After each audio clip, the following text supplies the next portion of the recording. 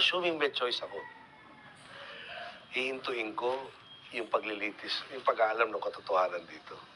Pag hininto ko, may lawful function na ginagawa yung BIR Commissioner. Hininto ko siya, impeachable sa akin yun. She is performing her lawful role, I impeded her. May kaso ko. Kung susundan natin sa kanila, forgive and forget. Inutos ko na huwag usigin yung mesala. I'm violating that provision I just showed you. So, baka dapat hindi ako sisihin niya, baka dapat tumarap sa salamin. No, kung saan, inangkin niya, nung grade school siya, nag-trade na siya ng dollars. Okay. Yeah. Parang lahat itong inabutan nito, desisyon niya. Ako yung ginagawa ko ng trabaho ko. Kung palagay niya, pinepersonal ko siya, nasa kanya na yun. Several months later. Do not, sabi mo, create a constitutional issue. There will be. Pero wag mo akong pasundin. Just because kayo ang Supreme Court.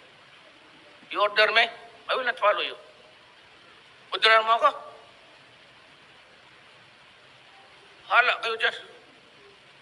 I will order the military and the police to save lives. I am not saying that they should kill them. But in the meantime that you are projecting your theories there is crime on the streets. Please. Please. Lahat ng mga anak ninyo hindi na makawi, kundi masaksak, mahold up. And there was slaughter every day. And you are just interested in the warrant of arrest.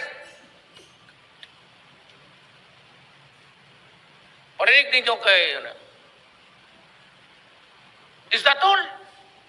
Maghintay sa warrant of arrest. In the meantime, crime is rampaging. Oh, come on. Bago ka 6 years in dumaan, walang ginawa yung... Look what happened. Ako 2 months na ako dito. So, ikaw ang niwarningan ko, hindi ako. Do not create a crisis because I will order everybody in the executive department not to honor you. Gusto mong prangkahan. Nakialam kayo ng ikaw ang kingpin sa judiciary. Ako, presidente. Ako may trabaho, ikaw wala. Walang mga judges na papatrol ng daan. Walang mga sheriff ninyo na nag-uli na. Yan ang mabigat na problema ko na inherit ko sa nung dumadaan, pati yung gobyerno naglagay sa iyo dyan.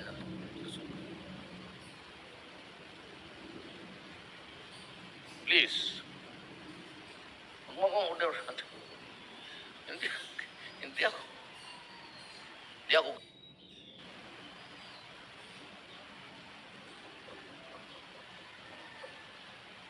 If this continues, pigilan mo ako. Sige.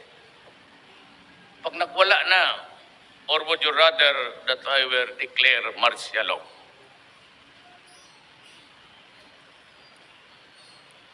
Pinapatay ang Pilipino. I grieve for the so many women raped, men killed, infants raped.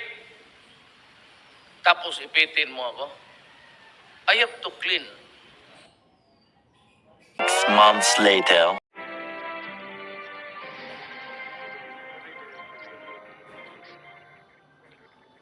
Mangyaring taas ang kanang kamay at wikain ang mga sumusunod. Ako, si Ferdinand Romualdez Marcos Jr. Si Ferdinand Romualdez Marcos Jr. ay mataimtim na nanunumpa. Natutuparin ko ng buong katapatan at sigasig. Natutuparin ko ng buong katapatan at sigasig Ang aking mga tungkulin bilang Pangulo ng Pilipinas. Pangangalagaan at ipagtatanggol ang kanyang konstitusyon. Ipatutupad ang mga batas nito. Magiging makatarungan sa bawat tao. at itatalaga ang aking sarili at itatalaga ang aking sarili sa paglilingkod sa bansa. sa paglilingkod sa bansa. Kasihanawa ako ng Diyos. Kasinawan ako ng Diyos. Congratulations, Mr. Maraming President. salamat.